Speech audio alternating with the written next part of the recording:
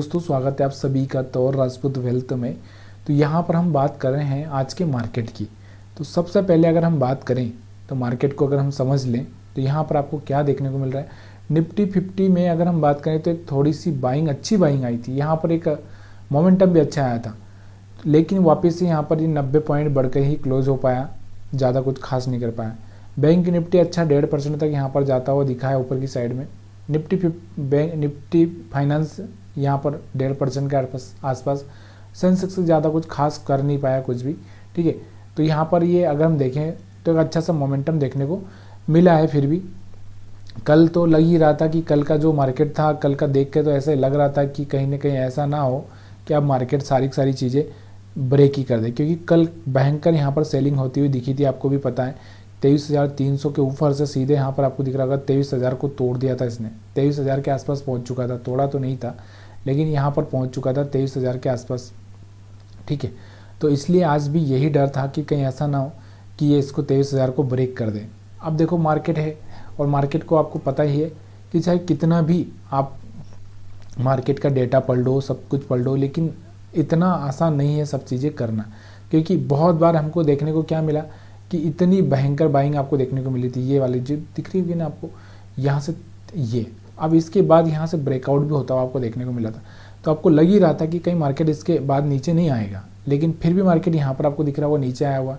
अब इसके पहले अगर हम बात करें तो सपोर्ट पर हमको देखने को क्या मिल रहा था, चलो यहाँ पर हमको एक ग्रीन कैंडल देखने को मिली। कब तो मार्केट यहाँ से चला जाएगा। उसके बाद आप देखोगे यहाँ से हैमर कैंडल जैसी देखने को मिली, लेकिन कुछ हुआ नहीं हुआ, मार्केट सीधे डाउन चला गया। तो ये मार्केट का साइकोलॉजी है। इसको समझने के लिए आपको सिर्फ यही समझना ज़रूरी है कि मार्केट अगर डाउन ट्रेंड में है तो किस तरह से वो चलेगा। यहाँ से इस तरह से वो इसे चलेगा, गिरेगा, पुल बैक करेगा, फिर गिरेगा, फिर पुल बैक होगा, फिर गिरेगा, फिर पुल बैक होगा। और अप ट्रेंड में होगा तो इस तरह से आपको पता होना चाहिए कि अप होगा, फिर थोड़ा डाउन होगा, फिर ऊपर होगा, फिर रिट्रेस करेगा, इस तरह से चलेगा। तो ये चीज़ें हम भूल जाते हैं। तो अभी भी यहाँ पर जो रिट्रेसमेंट आ रहा है ना, इसका कोई गारंटी नहीं है कि मार्केट यहाँ से बाइंग आ गई है या कुछ हो गया है। चलिए अब हम थोड़ा सा देख लेते हैं, इसको चार्ट को रीड कर रहे हैं। तो अभी थोड़ा सा मैं आपको एक चीज़ थोड़ा सा यहाँ पर बताना चाहता हूँ कि जब भी आप बाइंग करें, सेलिंग करें, जो भी करें कोई प्रॉब्लम नहीं, लेकिन थोड़ा सा डेटा को एनालिसिस करना बहुत ज़रूरी है। कि देखिए बड़े टाइम फ्रेम में जब आप एनालिसिस करते हो तो छोटे टाइम फ्रेम में आपको ना डिसीजन लेने में प्रॉब्लम नहीं होता है। हाँ, एक बात प्रॉब्लम यहाँ पर ये हो सकती है, कैसी कि भाई यहाँ पर आप बड़े टाइम फ्रेम में एनालिसिस करोगे तो आपको ये लग सकता है कि कहीं ना कहीं मार्केट में एक जो मोमेंटम है वो थोड़ा सा ऊपर नीचे हो सकता है। लेकिन यहाँ पर आपको दिख रहा होगा कि जब हम 1 घंटे का टाइम फ्रेम लगाते हैं तो हमको ये देखने को मिलता है कि मार्केट में मोमेंटम क्या है। अगर आप देखोगे यहाँ से ये मोमेंटम, तो यहाँ पर आपको दिख रहा होगा कि यहाँ से मार्केट ने सेलर्स इसको नीचे लाया। पहले तो मार्केट के यहाँ ओपन हो, ऊपर जाकर यहाँ से नीचे आया, नीचे से वापस से धक्का लगा के थोड़ा सा ऊपर पहुँचाया था इसको। मतलब कहने का मतलब क्या था, थोड़ा सा इस कैंडल को देखें तो यहाँ से सेलर्स का थोड़ा सा एक्टिविटी कम हुआ, उसकी वजह से यहाँ से आपको दिख रहा होगा बहुत भयंकर ग्रीन कैंडल देखने को मिली। उसके बाद अगर हम देखेंगे तो यहाँ से जो रेड कैंडल बनी है, इस रेड कैंडल से लगता है कि यहाँ से फिर से सेलर आ चुके हैं। तो उसके बाद आपको दिख रहा होगा फिर यहाँ से एक सेल कैंडल बनी। तो कहने का मतलब क्या है कि जब आपको दिख रहा है कि ये कैंडल बनी है तो इसके बाद थोड़ी बाइंग आ सकती है, जब ये कैंडल बनी है तो इसके बाद थोड़ी सेलिंग आ सकती है, जब ये कैंडल बनी है तो इसके बाद फिर से बाइंग आ सकती है। तो ऐसा आपको थोड़ा सा अंदाज़ा बड़े टाइम फ्रेम में देखकर लगाना चाहिए। अब हम बात करते हैं 5 मिनट के चार्ट पर। 5 मिनट के चार्ट पर आज आपने क्या देखा, देखो जिस चीज़ को हम लोग हर बार देखते हैं कि देखो मार्केट कभी भी गैप अप ओपन हो जाता है तो यहाँ से आपको दिख रहा होगा ये वाला गैप अप ओपन हो गया। अब यहाँ से मार्केट ऊपर चला जाएगा सीधे, नहीं, ये क्या करेगा, देखो यहाँ से थोड़ा नीचे आया और सपोर्ट, इसका जो मूविंग एवरेज का जो सपोर्ट है वहाँ पर सपोर्ट लिया और फिर यहाँ से ऊपर गया। यहाँ से जैसे हाई ब्रेक हुआ उसके बाद फिर मार्केट नीचे आ गया। मार्केट ने यहाँ पर क्या किया, यहाँ से फिर से इसके आसपास आया और फिर यहाँ से पुल बैक किया इसने और थोड़ा बहुत यहाँ पर ऊपर नीचे होकर क्लोज कर दिया। अब हम समझने की कोशिश करते हैं इस चार्ट पर क्या कि ऐसे सिग्नल्स जो मेरे को ये बताए कि अब यहाँ पर सेलिंग आ सकता है, अब यहाँ पर बाइंग आ सकता है। ऐसे कौन कौन से सिग्नल्स हो सकते हैं? तो जो सिग्नल्स हैं, देखिए सिग्नल्स में मैं आपको इस कैंडल के बारे में बहुत बार बोल चुका हूँ कि ये कैंडल हमारे लिए बहुत खतरनाक कैंडल है, साबित हो सकती है हर बार, और हर बार ये हमारे लिए बहुत अच्छी कैंडल भी साबित हो सकती है। अब देखिए ये कैंडल बनने के बाद इसके नीचे अगर क्लोजिंग कर दिया तो यहाँ पर आपको दिख रहा होगा, तो यहाँ से एक सेलिंग आ सकती है और हम इसका एसएल रख के इसके टॉप का हम सेल का प्लान कर सकते हैं। तो यहाँ पर आप देखोगे तो एक अच्छा सा मोमेंटम हम कैच कर सकते थे। अब इसके अलावा अगर हम बात करते हैं, देखो ये वाली जो ग्रीन कैंडल थी ना, ये ऊपर से भी रिजेक्शन था, इसलिए यहाँ पर थोड़ा सा डर कम हो जाना चाहिए। और उसके बाद अगर हम बात करते हैं तो ऐसी कैंडल जो यहाँ पर आपको दिख रहा होगा, ये वाली जो हैमर कैंडल दिखने को मिल रही होगी आपको, ये वाली, तो यहाँ पर एक हैमर कैंडल बनी है और कहाँ पर बनी है? सपोर्ट पे, मूविंग एवरेज के सपोर्ट पे। जब इसका हाई ब्रेक होगा तो यहाँ से एक बाइंग किया जा सकता है, और कहाँ तक? ये देखो यहाँ तक बाइंग किया जा सकता है। अब वापस से हमको क्या करना है? देखो अब इसके अलावा हम देख रहे हैं कि यहाँ से हाई ब्रेक हो चुका है। दूसरा, अब बहुत सारे लोग सोचते हैं कि यहाँ से हाई ब्रेक हो चुका है तो उनको लगता है कि यहाँ से मार्केट भागेगा। इसका मतलब ये नहीं होता कभी भी कि यहाँ से मार्केट ऊपर चला जाएगा।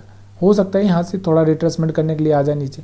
तो यहाँ पर आपको दिख रहा होगा ये वाली जो एक कैंडल आपको देखने को मिल रही होगी, ये वाली बहुत बड़ी कैंडल आपको देखने को मिल रही होगी, और उसके पहले वाली जो कैंडल आपको देखने को मिल रही होगी, इसमें दोनों तरफ विक्स हैं, दोनों तरफ विक्स है। अगर इसके ऊपर ये जो रेड कैंडल बनी और इसके ऊपर का एसएल लगा के हमने यहाँ पर ट्रेड प्लान किया तो हमारा 1:3 के आसपास यहाँ पर प्रॉफिट हो सकता है। यहाँ पर अगर हम देखें तो 1:2 के आसपास हो सकता था, यहाँ पर देखें तो 1:3 के आसपास हो सकता था। मतलब कहने का मतलब क्या है कि इन कैंडल्स के बेस पर हम लोग हर जगह पैसा बना सकते थे। समझ में आ रहा हो आपको जो मैं आपको बता रहा हूँ? क्योंकि देखो हम इंट्राडे ट्रेड कर रहे हैं और इंट्राडे में हमारा टारगेट 1:2 और 1:3 के आसपास होना ही चाहिए। अगर ये नहीं है तो आप ट्रेड प्लान मत करिए। 1:1 वाला जो ट्रेड आप प्लान करते हैं उसका कोई फ़ायदा नहीं है, क्योंकि हो सकता है कि जब आप ये करोगे और वहाँ पर आपको प्रॉफिट कितना मिलेगा कितना नहीं मिलेगा, लेकिन ये हर बार आपके लिए होगा कि नहीं होगा सूट, ये देखना बहुत ज़रूरी है। प्रैक्टिस का खेल है और इस बार जो मार्केट है ना बहुत खतरनाक है। अब यहाँ पर अगर आप देखोगे ये वाला जो ग्रीन कैंडल आपको देखने को मिल रहा है ना, ये ग्रीन कैंडल बना है और एक बहुत बढ़िया कैंडल बना है। यहाँ से इस ग्रीन कैंडल को देखकर बाइंग किया जा सकता है क्या? आप देखो इससे पहले ये वाला कैंडल यहाँ पर आपको देखने को मिल रहा था और यहाँ से एक अच्छा सा ग्रीन कैंडल बना है, तो बाई किया जा सकता है। मेरे को नहीं लगता कि यहाँ से मेरे को बाई करने में कोई डरना चाहिए। हाँ, इसके अलावा अगर मैं यहाँ सोचूं कि यहाँ पर आपको दिख रहा होगा ये कैंडल बनने के बाद मेरा यहाँ का एसएल होना चाहिए, वहाँ का एसएल रख के मैं ट्राई कर सकता हूँ। सेम अगर यहाँ पर आपको देखने को मिल रहा होगा, यहाँ पर भी आपको दिख रहा होगा एक हैमर, यहाँ पर भी आपको दिख रहा होगा, यहाँ पर भी मैं प्लान कर सकता हूँ। लेकिन इससे पहले मेरे को एक चीज़ समझनी पड़ेगी, कौन सी? कि मार्केट यहाँ से नीचे आया और उसके बाद ये यहाँ पर आपको दिख रहा होगा कि कितना यहाँ से ऊपर जा सकता है। तो यहाँ से डाउन साइड में अगर ये आ रहा है तो थोड़ा सा यहाँ पर संभल कर मेरे को खेलना पड़ेगा। कैसे? कि देखो यहाँ से आप दिख रहा होगा मार्केट ऊपर गया, फिर ऊपर गया, और यहाँ से मार्केट को फिर क्या करना चाहिए? इस तरह से ऊपर जाना चाहिए। लेकिन हमारा जो सेंटीमेंट है, सेंटीमेंट मतलब समझ रहे हो आप? सेंटीमेंट मतलब हमारा मार्केट किस डायरेक्शन में चल रहा है एक्चुअल में। तो एक्चुअल में अगर हम बड़े टाइम फ्रेम में जाते हैं तो डाउन साइड में है, तो इसलिए थोड़ा सा मेरे को यहाँ पर रिस्क दिखता है कि भाई यहाँ पर कहीं रिस्क ना आ जाए। और दूसरा क्या है, एक ग्रीन कैंडल एक और बन जाए उसके बाद में थोड़ा सा अपनों को देखना है या 20 मूविंग एवरेज के ऊपर देखना है, थोड़ा सा या रिस्क लेके ट्रेड कर देना, काम खत्म हो जाता है, जो होगा होगा।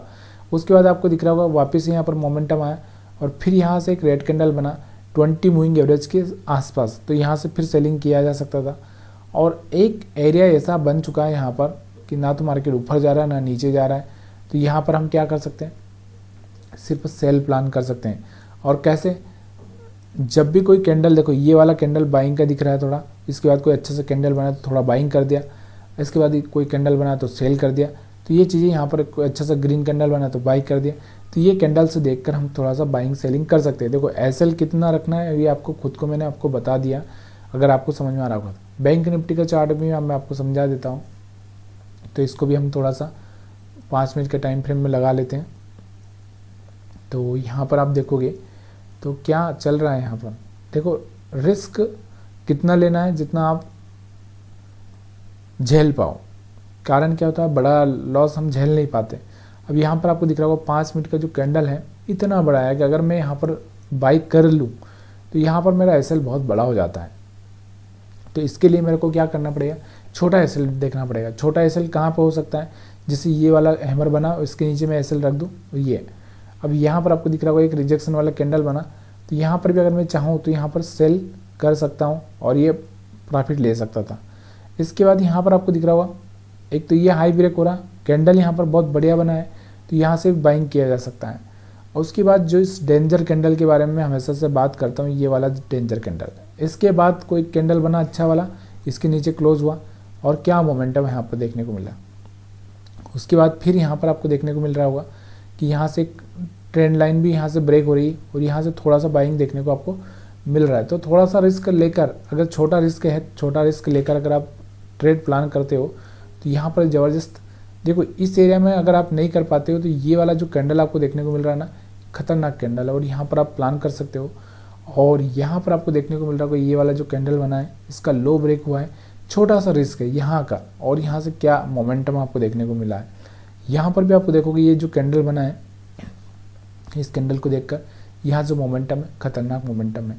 देखिए खतरा है, खतरों से खेलना मतलब एक तरह से शेयर मार्केट खतरों से खेलने जैसा ही है, क्योंकि अगर आपने बहुत मुश्किल से पैसा कमाया और वो पैसा अगर यहाँ पर उड़ रहा है तो यहाँ पर आपके लिए बहुत बड़ी समस्या पैदा हो सकती है। लेकिन देखो रिस्क लेना नहीं लेना ये आपके आपके हिसाब से है, लेकिन यहाँ पर जो हम चार्ट को रीड कर रहे हैं वो इसलिए कर रहे हैं क्योंकि ये समझ में आए। पूरा स्टडी पर्पज़ के लिए ही ये वीडियो है। ना मैं किसी को सलाह देता हूँ कि आप शेयर मार्केट में आइए, और ना ही मैं आपको बोलता हूँ कि भाई आप ये सीखो, क्योंकि ये बहुत बड़ा रिस्क भी है और जो भी करना है सोच समझकर करना पड़ता है। वीडियो देखने के लिए आप सभी का फिर से बहुत बहुत धन्यवाद।